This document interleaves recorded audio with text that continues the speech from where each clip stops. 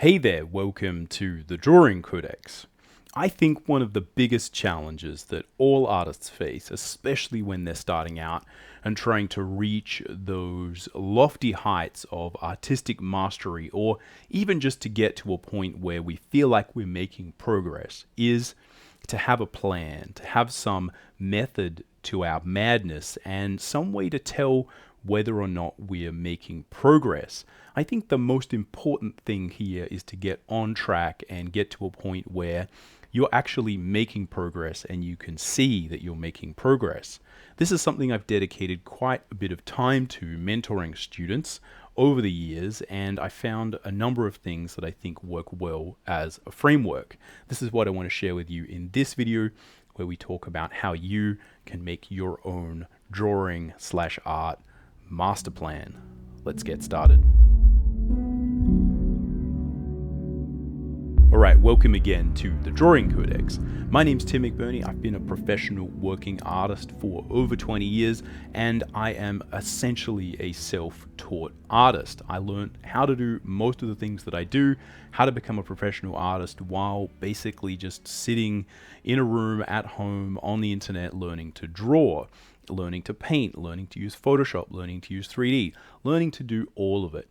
Now, that's not to say I didn't use a lot of tutorials, I didn't have a lot of advice, but I was the one who was responsible, and if I sort of stopped, nothing would happen. And again, that's one of the reasons that I've sort of made this channel, where we're all about drawing cool stuff from our imagination, things like comics, concept art, for video games, etc., and we're about embracing that challenge of drawing, trying to make this fun so that we can actually do it while we're sitting at home or while we are responsible for it. And again, my primary focus is on the line and color style, which is something that I use every day to create comics and concept art, etc. If you want to learn more about the line and color style, you can check out my free quick start guide. It's designed to get you up and running quickly in Photoshop using the simple line and color process. You'll get my advice from going from the thumbnail to the finished product, and as well as all of the brushes, actions, and Photoshop documents, etc. that I use day to day. It's free, link will be in the description. Go check it out. Now, an interesting way to think about this that can help as a metaphor is to view what we're doing when we're building a plan as an artist as building a machine, building an engine. If we're stationary, if we're not sure where we're going, the first thing we need to do is actually build some structure within our life, some rituals, some habits, and just some machinery that will actually be able to create forward momentum that we can then start to drive and direct. What I consider to be the master plan is the nuts and bolts and the framework of that initial machine that gets us up and moving initially, and it has a number of key components. The first big part of this is about the motivation and sort of passion and inspiration side of this. This is an element that's easy to forget. It's easy to skip over, and it's something that sort of wanes over time. You can feel inspired one day, uninspired the next, but we need to feel inspired every day because art requires of us a lot of passion, a lot of ourselves, a lot of our emotions. That often is what makes the difference and makes people interested in our work. It's also what is likely to make you get up every day and draw. So the motivation side of it, I think, is the first most important aspect to get right. And we'll talk later in the video about some tactics and specific things you can do to make sure that this easily happens every day. The second thing here is understanding that art happens in a creation loop. There is a loop of first having an idea for what you're going to create that is often based on your inspiration and your motivation and why are you here as an artist? What do you care about? Again, is it video games? Is it manga? Is it comics? Is it drawing funny, cartoony, colorful stuff? Is it drawing sort of awful, horrific things that no one has seen and no one wants to imagine? What is it for you? That starts the idea. Now, Throughout that idea, we have essentially the process that we use to create the image. And that's what you would consider to be your process, which can change depending on which image it is, and again, how much you finesse and define your own sort of steps. But there is a process by which you create art. Now, there's also a stage at the end of that process where you call it done. And I think that sort of completes the first half of that creation loop. It's also important in that loop to understand that in order to get good perspective on the work yourself, you have to put it out into the world in some way, shape, or form. This is really important because if you don't, then I feel like it's always possible to view it as like, oh, that's sort of something I did, but I didn't put all of my effort into it, or one day I'll get better. It's important to understand where you are at this point in time. Calling something finished, putting it out into the world is a real clear signal to your subconscious mind and your conscious mind that that is what you have created and that is the best you could do given those particular circumstances. And I think that kicks off the next little sort of arc of the creation loop, which is where you consider what maybe you could have done better next time.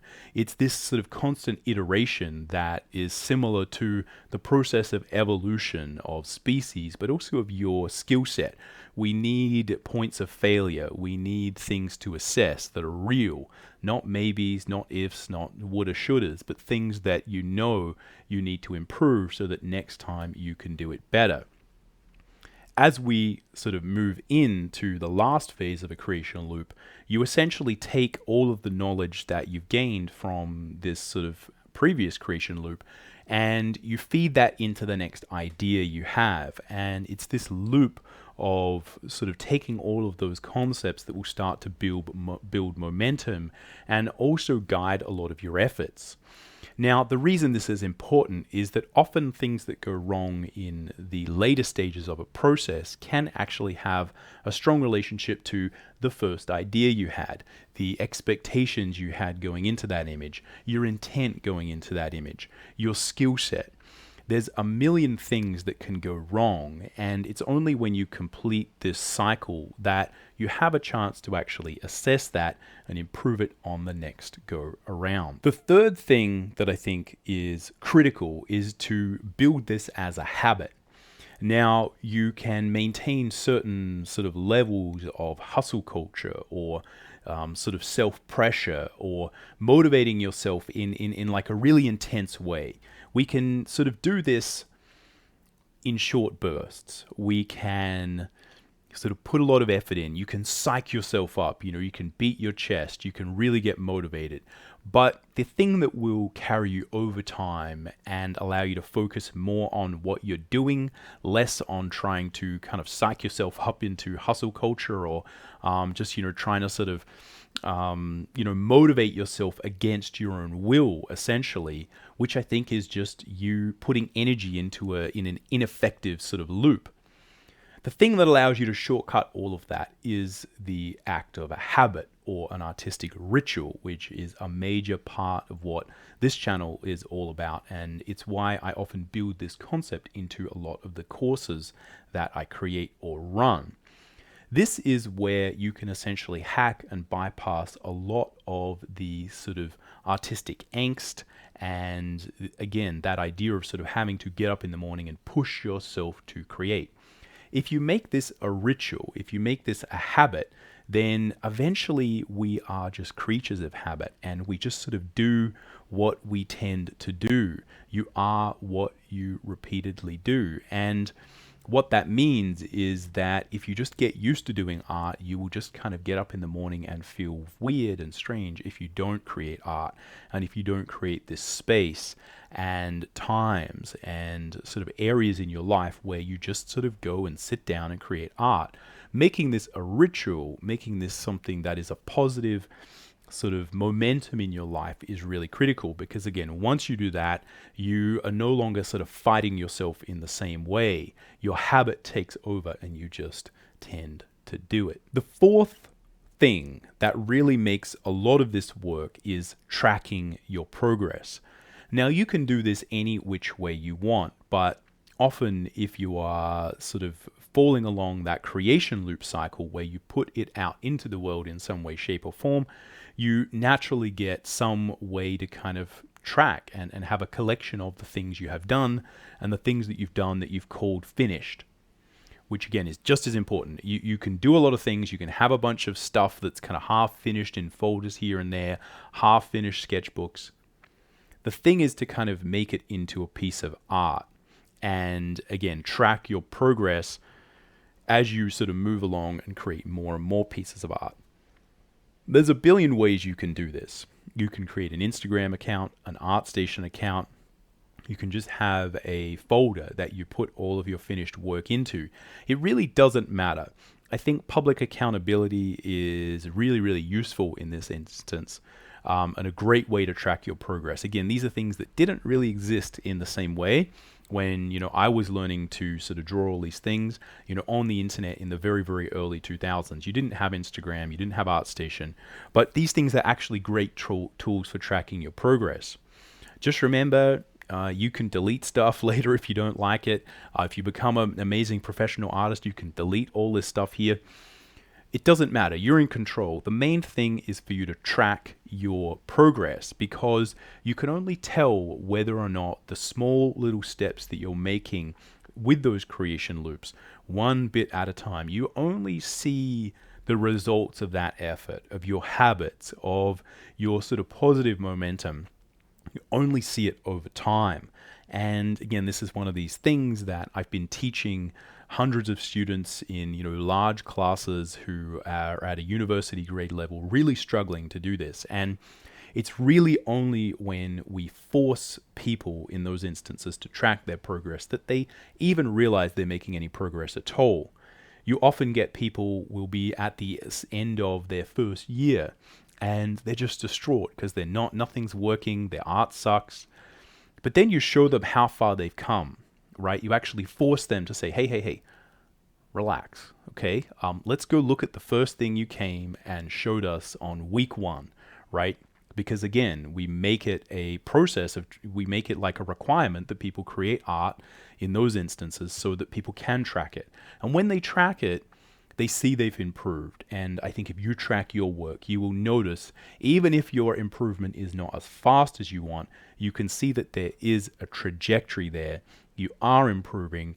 And once you can see that velocity, you can either work to increase the speed of change, increase the speed of improvement, increase the quality of improvement, increase or change the direction and exactly where you're improving, whatever you want. But the first thing is to get some sense of direction and some sense of movement and to be able to track that. Because once you do that and you do it over time, I think that's when, again, those little voices, the subconscious mind sort of starts to realize, hey, this is working. And if I keep doing it, and if I improve my efforts and I get better at this, then overall, I'm going to get there in the end. All right, so hopefully those ideas resonate and you can see how those ideas are critical to building some sense of forward momentum and being able to tell at a deep level where you're going and whether you're actually going anywhere, and whether or not you're having any movement.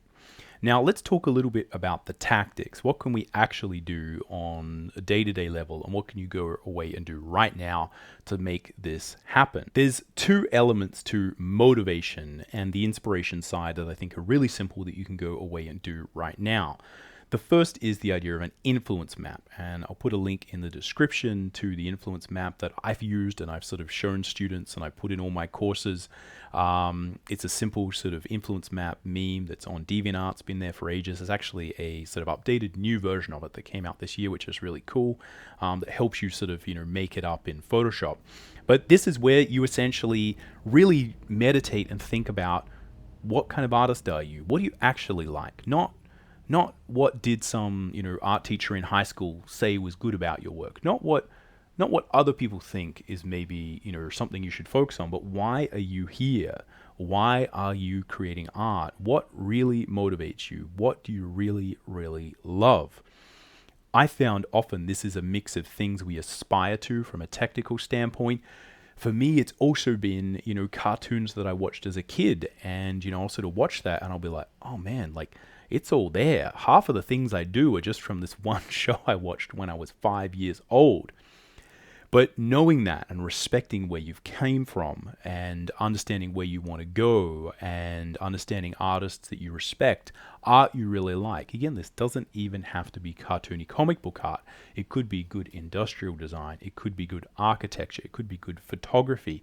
It could be an amazing place in the world. Whatever inspires you is what you need to put on your inspiration map. The second thing there that you can do right now easily to help your motivation is to create a like list. And this is where you just get any bit of paper or maybe the first page in a new sketchbook and just literally write all the stuff you like to draw.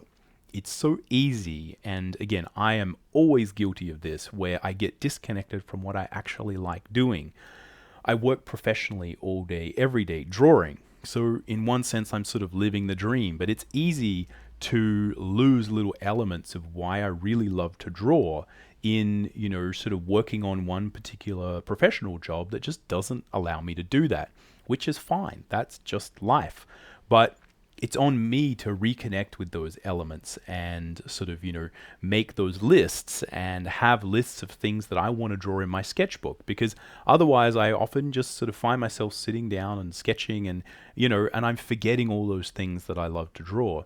Now, again, this is not what someone else thinks you should draw. This is what you want to draw. And it doesn't have to be avant-garde, doesn't have to be sort of, breaking boundaries. This can be really sort of generic, cozy, comforting stuff that you like to draw. Just write a list of, the top 20 things that you always love to draw.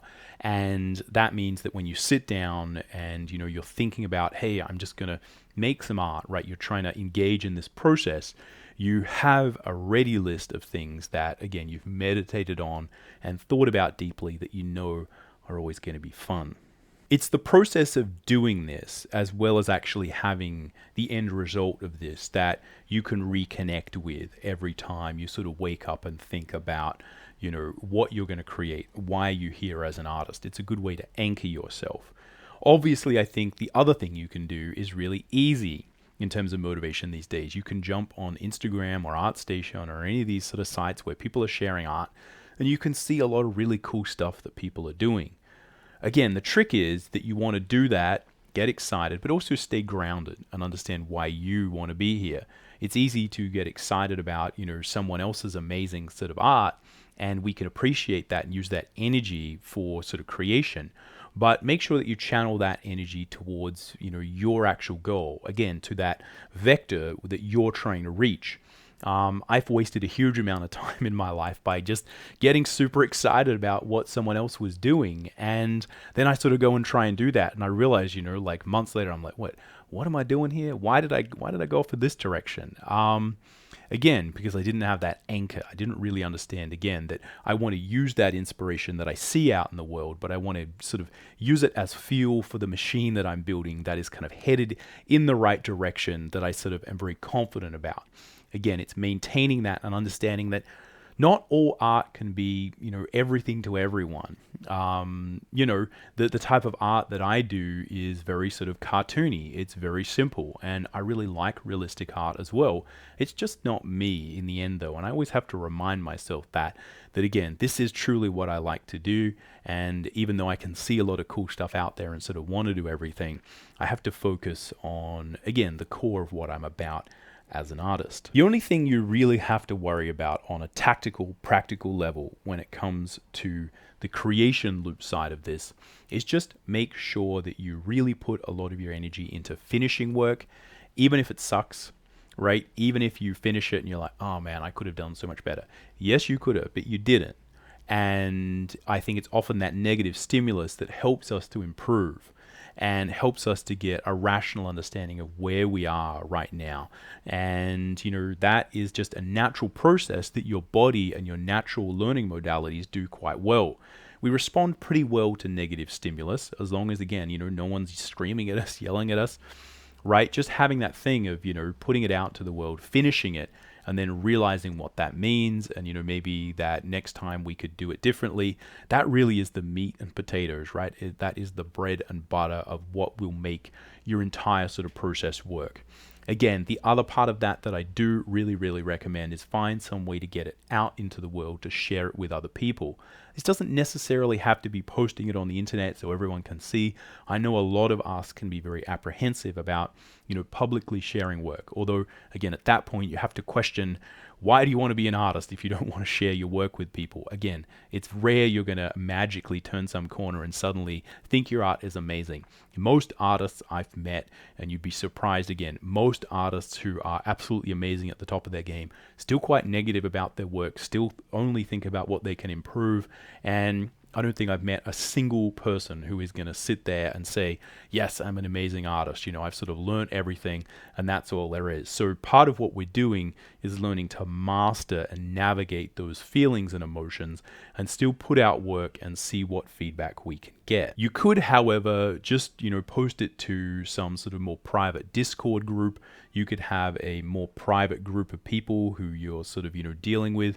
Whatever it is, it's mainly just solidifying the feeling that this work is done, it's the best you can do, but you're going to do better next time. In terms of building a habit, building a ritual, I think this is just as much a matter of building space, building time in your life as it is about focusing on getting the work done initially.